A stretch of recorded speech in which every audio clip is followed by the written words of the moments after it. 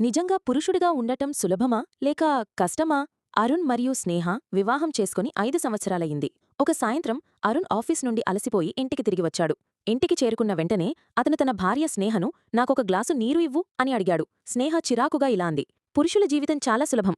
ఆఫీసుకు వెళ్ళి మీ పని చేసుకుని ఇంటికి వచ్చి నీళ్లు తీసుకురావాలని, ఆహారం వేడి చేయమని, టీ చేయమని ఆజ్ఞాపించండి. మీరు రాజులలాంటివారు. కాని మేము స్త్రీలు పనిచేయడానికి మాత్రమే పుట్టాము.